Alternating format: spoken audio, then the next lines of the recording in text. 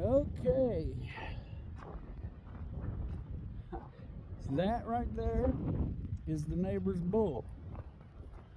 And me and the #1 farmhand have been separating him for the last at least half hour or more, 40 minutes, something like that, from our bull.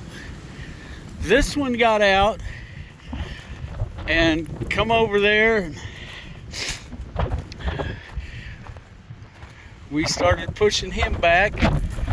Butch decided he was getting out, and then they decided they was going to fight up and down the road.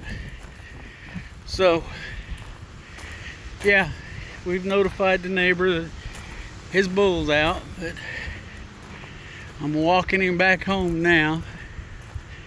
I guess he thinks he's made his point and he's just gonna go back home. He's got 3 girls over here of his own. I don't know why he thought he had to come up here and mess with Butch, but anyway, that's where we're at right now. Not what I had planned for the day, but evidently that's what's happening. So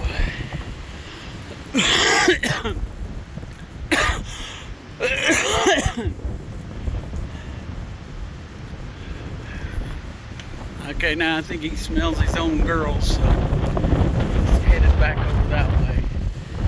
I mean, he's got all kinds of company over here. He's got 3 horses, 3 cows.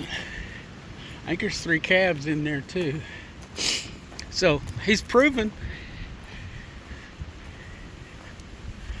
I don't know where he's getting out at, but anyway, this is the second time.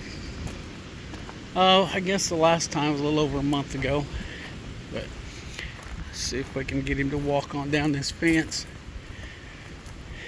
Come on. Come on. I think he knows. This is where he belongs, right here. I mean, you can see cows out there, I think. But anyway, so more later. Okay, we got this little girl ready to go to a new home. She'll do that tomorrow, early evening, I think. And we got Butch back where he belongs, and hopefully him stopped. The neighbors got their bull put back where it belongs. So there's Butch standing out there. There's the little heifer standing there. What a day. We built a pig trap and it worked pretty good. We're gonna have to make some changes. We caught 8 out of 9. But today we only needed to take 4 out. We're gonna have to catch the rest of them, or most of the rest of them. But we got one of these guys traded for another gilt. We're gonna let them pick the one they want. He's gonna go have a good life too, whichever one they decide to choose. He's gonna be a replacement boar, and his life's gonna be all about eating and breeding for a while. But we gotta get those 2 other boys in there caught or cut, and we got another little boy we got to get caught out here, and then we can send all them off to where they belong. We had, like I said, we caught 8 out of 9. I was impressed, but we made our walls too short.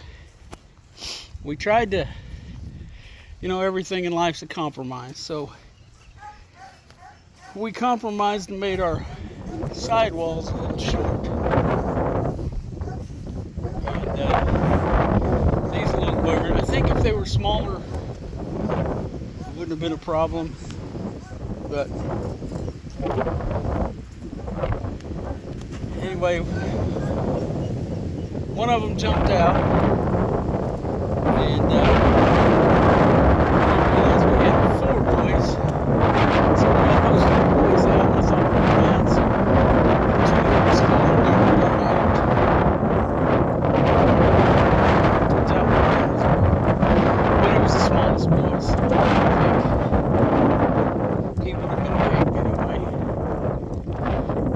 Those are flashy ones. So, oh, and I killed a bucket with the tractor. Had the tractor right in here, and Ethan had put the bucket over there behind the trailer, but the wind blew it. The wind's crazy today, and I was backing up with the tractor and right over it. But here's our pig trap. Back up. It's 4 foot by 3 foot by 2 foot high, and that's where we messed up. Is the walls should have been probably 3 foot, but we wanted to be able to reach over in there and grab them. So I don't know, but we got a door that slides down. See it? It's pretty ugly, but it worked. It worked really well. For anybody that's interested, that's Buddy Love. He's kind of dirty. The others are down there eating. I thought maybe I could get some video of the babies. They're not such babies. There's some over there by the trailer if you can see them. And then these guys. I think that there is maybe that's the only baby that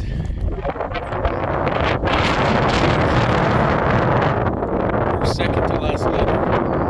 And her last litter she didn't raise any, so. Well, and she ended up dying. I don't know what the deal was. Just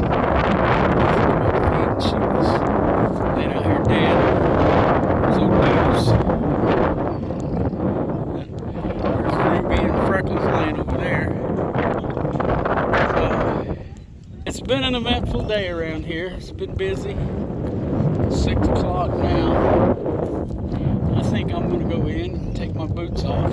Oh, I'll show you the goats. I gotta walk back past them. Rhonda's mad at the walking boss over there. I don't know, but he's aggressive towards her. He's probably going to end up as chicken soup one of these days.